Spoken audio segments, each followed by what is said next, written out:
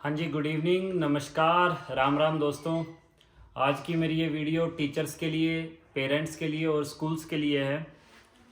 आजकल जैसे हम देख रहे हैं कि स्कूल्स का और पेरेंट्स का काफ़ी ज़्यादा फोकस रहता है बच्चे के एकेडमिक्स पे।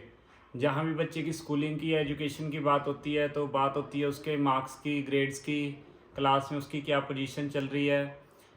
सब कुछ बहुत बढ़िया है, बहुत एफर्ट्स किए जा रहे हैं, पेरेंट्स बहुत अवेयर हैं, ट्यूशन्स, कोचिंग्स और स्कूल भी काफ़ी मेहनत करता है बच्चे के ऊपर। वेल क्वालिफाइड स्टाफ है और कुछ स्कूल तो ओवरऑल डेवलपमेंट, बच्चे का होलिस्टिक डेवलपमेंट भी करते हैं। फिजिकल एक्टिविटीज़ और कल्चरल एक्टिविटीज़ भी एकेडमिक्स के पैरेलल में चलती हैं। बट आज जो हमारा टॉपिक है, बच्चे की स्कूलिंग में, एजुकेशन में एक फैक्टर मिसिंग है, वो है मोरल वैल्यूज़, नैतिकता। देखने में आपको ये चीज़ बड़ी छोटी सी लग सकती है, बट यकीन मानिए टीचर्स को, स्कूल को इसकी इम्पोर्टेंस समझना आज की डेट में बहुत ज़रूरी है। मैं आपको कुछ एग्जांपल्स देता हूँ। जब भी हमारे स्कूल में कोई पेरेंट्स मीटिंग होती है या दूसरे स्कूल से भी मुझे फीडबैक आते हैं कि पेरेंट्स एक कॉमन प्रॉब्लम लेकर आते हैं हमारे सामने कि हमारा बच्चा घर में गाली देता है जी, आप इसको डांटिए, आप इसको समझाइए। या कुछ ऐसी प्रॉब्लम आती है कि ये पेरेंट्स पे गुस्सा करता है, चिल्लाता है या मारता भी है किसी को, अग्रेसिव नेचर है, ये डिसिप्लिन में नहीं रहता, बड़ों का कहना नहीं मानता। ये कुछ जेन्युइन जर्नल प्रॉब्लम्स हैं, जो कॉमन प्रॉब्लम्स हैं, जो पेरेंट्स अक्सर कंप्लेंट करते हैं टीचर्स को। तो टीचर आगे से बच्चे को समझाता है कि गाली देना अच्छी बात नहीं है, यह सिचुएशन के अकॉर्डिंग है। एक आधा थप्पड़ भी लगा देता है बच्चे को, थोड़ा स्ट्रिक्टली भी बोल देते हैं कई बार। तो बस ये बात यहाँ ख़त्म हो जाती है। तो क्या आपको लगता है ये सॉल्यूशन प्रैक्टिकल है? इससे बच्चे पे कुछ इफ़ेक्ट पड़ेगा और वो गाली देना छोड़ देगा? या मतलब जो भी उसका प्रॉब्लम था बिहेवियर में, वो अग्रेशन था या गुस्सा था या डिसरिस्पेक्ट था बड़ों के लिए, वो वहाँ सॉल्व हो जाएगा? मुझे ऐसा बिल्कुल नहीं लगता। इससे कुछ भी होने वाला नहीं है, क्योंकि हमने उसका रीज़न फाइंड आउट नहीं किया कि ये चीज़ हुई क्यों, बच्चे ने एब्यूसिव लैंग्वेज यूज़ क्यों की, बच्चे में ये गलत चीज़ें आ कहाँ से रही हैं। असल में अभी आपको ये चीज़ें बहुत छोटी लग रही हैं कि ठीक है सर, है ही क्या प्रॉब्लम है, बच्चा थोड़ा बहुत गलती तो बोल रहा है, अभी बच्चा है, बड़ा होकर सुधर जाएगा। देखिए, अभी ये प्रॉब्लम्स बहुत छोटी हैं। जब बच्चे यंग एज में जाते हैं, जो स्कूलिंग में हैं, सीनियर सेकेंडरी क्लासेस में पढ़ रहे हैं, सेकेंडरी क्लासेस में हैं, वहाँ से फीडबैक आते हैं कि स्कूल्स में जो फेयरवेल पार्टीज़ होती है उनमें बच्चे अल्कोहल या ड्रिंक्स यूज़ करते हैं। कई बच्चे और तरह के भी ड्रग्स में इन्वॉल्व पाए जाते हैं। बच्चों का आपस में बॉयज़ गर्ल्स का अट्रैक्शन और उनका जो बिहेवियर है, आचरण है एक दूसरे के प्रति, वो ठीक नहीं रहता, उसकी कंप्लेंट्स अलग आती हैं। स्कूल में नहीं तो कॉलेज में जाके ग्रुप्स में डिवाइड हो जाते हैं बच्चे, और कई बार आपस में फाइट्स होती हैं, लड़ाइयाँ होती हैं। और कई बार तो चीज़ें, आज पेरेंट्स मीटिंग में कंप्लेंट कर रहे हो, कभी आपको ये कंप्लेंट गली मोहल्ले से आएगी, और हो सकता है किसी दिन आपको ये पुलिस स्टेशन से भी कंप्लेंट आए कि आपके बच्चे ने दूसरे लड़के को मारा या पीटा है। ये चीज़ें आज कॉमन है सोसाइटी में। और दूसरी बात ये है कि आज जो ये जनरेशन स्कूल्स में है, ये कुछ सालों बाद या हर साल हम कहें तो 12th पास करके जो बच्चे सोसाइटी में, समाज में जा रहे हैं, वही हमारा फ्यूचर है, वही हमारे सोसाइटी को आगे लेके जाएंगे। तो आज जो भी हम सोसाइटी में ये नेगेटिविटी या गलत चीज़ें देख रहे हैं, हम पुलिस डिपार्टमेंट को बड़ा बदनाम कर रखा है कि जी रिश्वत लेते हैं। हम तहसीलदार हैं, कहते हैं कि रजिस्ट्री नहीं होती जी बिना रिश्वत दिए। हर एक एमएलए, मंत्री, हम कहते हैं कि करप्ट है जी। गवर्नमेंट ऑफिसर्स जो हैं, गवर्नमेंट टीचर हैं जो पढ़ाते नहीं हैं जी स्कूल्स में, ये अपने जो इनको मतलब गवर्नमेंट जॉब मिली है उसका ये मिसयूज़ कर रहे हैं। तो ये सारी चीज़ें क्या है, ये नैतिकता की कमी तो है। आज जो भी पुलिस वाला रिश्वत ले रहा है, जो भी डॉक्टर अपने जो उसका प्रोफेशन है उसके साथ सही से जस्टिस नहीं कर रहा। इवन आपने देखा होगा पीछे जो न्यूज़ आई थी कि जज के घर से भी करोड़ों रुपए का कैश मिला। मतलब ऊपर से लेके नीचे तक करप्शन पूरे सिस्टम में फैला हुआ है। तो ये चीज़ें नैतिकता की कमी है। अगर इनकी स्कूलिंग में इनके टीचर्स ने, इनके पेरेंट्स ने उस टाइम इन चीज़ों पे काम किया होता, तो आज ये एक जिम्मेवार नागरिक होते समाज के बने हुए, और अपनी ड्यूटी को अच्छे से परफॉर्म करते, और एक पॉजिटिविटी होती पूरे समाज में। तो जो निकल चुका है समय वो हम कुछ नहीं कर सकते, लेकिन आज एक रिस्पॉन्सिबिलिटी है स्कूल्स की, टीचर्स की, सभी पेरेंट्स की, कि जो स्टूडेंट्स सभी स्कूल्स में हैं, किसी भी ग्रेड में हैं, उनके ऊपर जैसे हम उनके एकेडमिक्स पे फोकस कर रहे हैं, वहाँ हम काम कर रहे हैं, उसके साथ साथ उनकी मोरल वैल्यूज़ को डेवलप करने की बहुत ज़्यादा ज़रूरत है। यकीन मानिए, आने वाले समय में अगर हमें सोसाइटी को एक अच्छे रास्ते पे लेके जाना है, एक अच्छा हमारे सोसाइटी में, समाज में हमने पॉजिटिव चेंज लेके आना है, तो उसका रास्ता स्कूलिंग से ही जाएगा। अगर स्कूल टीचर्स मिलके पेरेंट्स बच्चे पे आज काम करेंगे तो उसके रिजल्ट हमें फ्यूचर में ज़रूर दिखेंगे। तो अब हमें ये चीज़ करनी कैसे है? और देखिए, अगर हम बात करें बच्चों की बुक्स की, फर्स्ट क्लास से लेकर 12th क्लास तक की आप बुक्स देखिए, उनमें जो कंटेंट है वो बच्चे को मतलब इस रास्ते पे लेके जाता है कि कल को वो समाज के लिए एक एसेट बने, समाज पे बर्डन ना बने, समाज का एक जिम्मेवार नागरिक बने। वो लाइफ में सक्सेसफुल तो हों, जो उनका ड्रीम है, कोई भी प्रोफेशन उन्होंने चूज़ करना है उसमें वो जाएं, लेकिन वो एक अच्छे नागरिक के तौर पे भी उभर के सामने आए। तो बुक्स में बहुत अच्छी बातें भरी पड़ी हैं, जैसे बड़ों की रिस्पेक्ट करना, और ज़्यादा से ज़्यादा पेड़ पौधे लगाना, पौधे किसी भी हालत में नहीं काटने, ये हमें फ्यूचर में बहुत बड़ी प्रॉब्लम होगी। पोल्यूशन है, उसके बारे में बहुत एक्सप्लेन किया गया। अपने आसपास की साफ़ सफाई, हाइजीन, पर्सनल हाइजीन भी, और अपने आसपास की साफ़ सफाई। लेकिन ये बच्चे सिर्फ थ्योरी तक ही सीमित रह जाते हैं। बच्चे इन लेसन्स को, क्वेश्चंस को याद करते हैं, और पेपर में जब आते हैं क्वेश्चन, उनके आंसर डाल के आ जाते हैं और मार्क्स लेके रिजल्ट आ जाता है, नेक्स्ट क्लास में प्रमोट हो जाते हैं, और ये बात यहाँ ख़त्म हो जाती है। असल ज़िंदगी में इन चीज़ों को इम्प्लीमेंट नहीं किया जा रहा। ज़रूरत है जो थ्योरेटिकल नॉलेज है उसको हम प्रैक्टिकल में कन्वर्ट करें। इसमें पेरेंट्स और स्कूल को हैंड टू हैंड कोऑर्डिनेशन करना चाहिए। पहले टीचर्स भी कुछ इस तरह का एनवायरनमेंट क्रिएट करने की कोशिश करें स्कूल में कि प्रैक्टिकली बच्चे इन चीज़ों में इन्वॉल्व हो पाएँ। और सेकेंडली, पेरेंट्स को तो मस्ट है ये चीज़ कि प्रैक्टिकली अपने बच्चे को एंगेज करें इन एक्टिविटीज़ में, अगर आप उनमें सच में कुछ बदलाव करना चाहते हैं तो। देखिए, अगर मैं एक्सपेक्ट करूं कि मेरा बच्चा सुबह 5 बजे उठ के रनिंग करे या कोई फिज़िकल एक्टिविटी करे, और मैं सुबह 10 बजे उठता हूं, तो क्या ये चीज़ पॉसिबल है? I think no. उसके लिए पहले मेरी तरफ से एफर्ट जाना चाहिए, क्योंकि बच्चे के लिए एक, जो उसके माँ बाप हैं या उसके स्कूल टीचर्स हैं, वो रोल मॉडल होते हैं। वो उनको ब्लाइंडली फेथ करते हैं, फॉलो करते हैं। तो अगर मैं चाहता हूँ कि मेरा बच्चा सुबह 5 बजे उठ के रनिंग करे, तो पहले मुझे 5 बजे उठ के साथ उठना होगा उसके साथ कुछ दिन के लिए, उसको इस प्रैक्टिस में, हैबिट में डालना होगा। देन ये चीज़ वो आगे कैरी कर सकता है। तो सिमिलरली, अगर हम अपने बच्चे में कुछ पॉजिटिव चेंजेस करना चाहते हैं तो उसके लिए प्रैक्टिकल सॉल्यूशंस क्या हैं? देखिए, सबसे बड़ी प्रॉब्लम आज की डेट में क्या है, बच्चे स्क्रीन टाइम बहुत ज़्यादा है। चाहे आप 2 साल के बच्चे की बात कर लीजिए, चाहे आप 15 साल के किसी लड़के लड़की की बात कर लीजिए, सभी की एक कॉमन प्रॉब्लम रहती है पेरेंट्स की, कि बच्चे Instagram, Facebook, social media, Netflix वगैरह पे बहुत ज़्यादा टाइम स्पेंड कर रहे हैं, और ये उनको कई तरीक़ों से हार्म भी करता है बच्चों को। तो इसके लिए आप क्या कर सकते हैं, एक प्रैक्टिकल सॉल्यूशन। वैसे तो देखिए, बच्चे की काउंसलिंग ज़रूरी है, पहले तो टीचर्स की तरफ से, पेरेंट्स की तरफ से उसको समझाया जाए। उसके साथ साथ आप घर में एक डिजिटल फास्टिंग स्टार्ट कीजिए। जैसे हम फास्टिंग करते हैं अपनी बॉडी के लिए, खाना पीना कुछ टाइम के लिए रोक देते हैं, उसी तरह से आप डिजिटल फास्टिंग में सारे जो गैजेट्स हैं आपके घर के, उस टाइम आप कोई लैपटॉप, मोबाइल, टीवी इस तरह का कुछ भी यूज़ ना करें। ये टाइम आप थोड़ा टाइम से स्टार्ट कर सकते हैं, जैसे आप सिर्फ हाफ एन आवर के लिए स्टार्ट करें, आधे घंटे के लिए। धीरे धीरे आप इसको बढ़ा सकते हैं।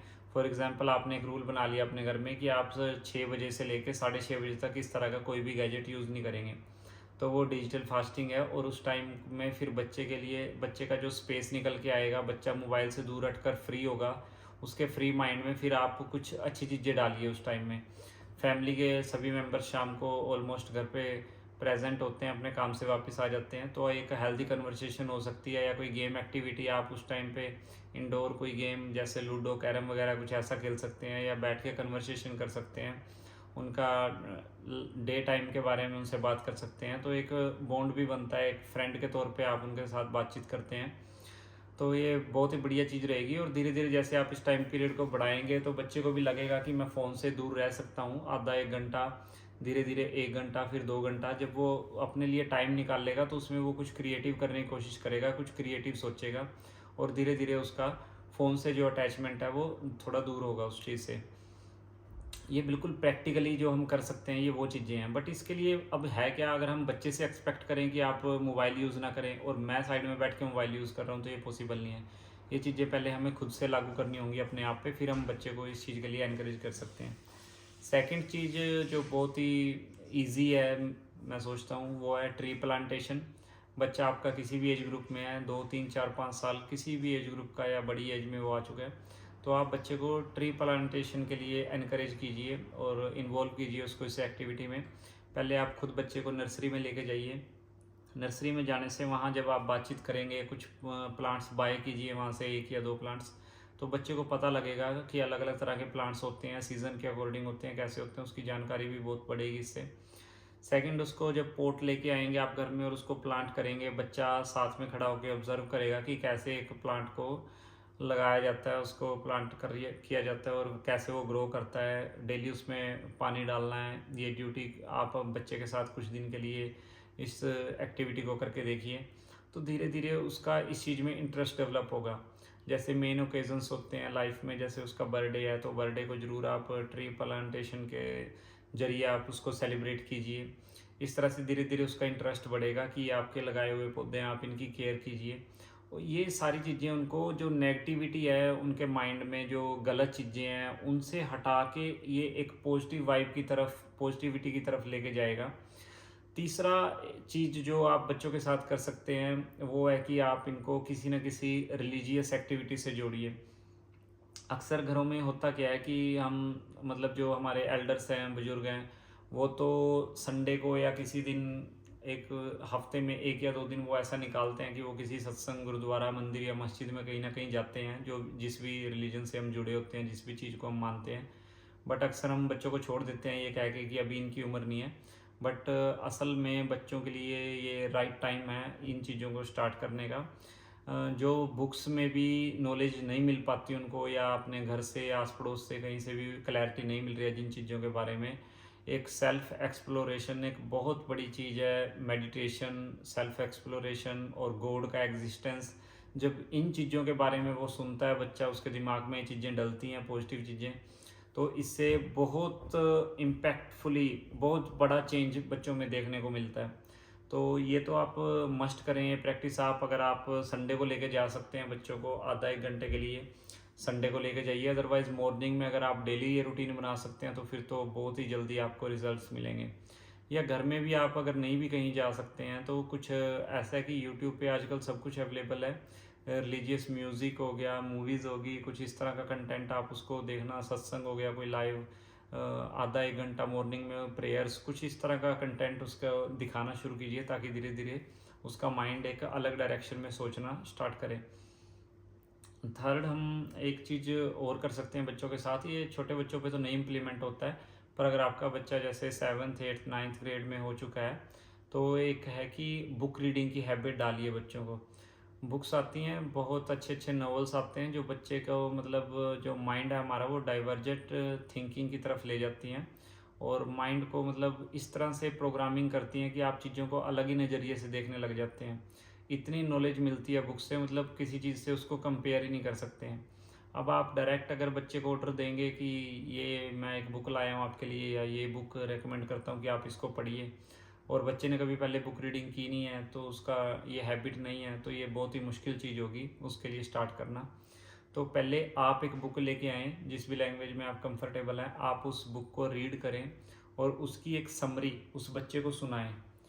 उस बच्चे को जब उसमें धीरे धीरे इंटरेस्ट डेवलप होगा, जब वो आपको रीडिंग करते हुए देखेगा, तब वो बच्चा फिर एनकरेज होगा, इस एक्टिविटी में इन्वॉल्व होगा। ये थोड़ा टाइम टेकिंग रहता है बच्चे को शिफ्ट होने में, क्योंकि जो हैबिट इतने सालों से नहीं है, एकदम से नया हैबिट स्टार्ट करना इतना इजी नहीं होता।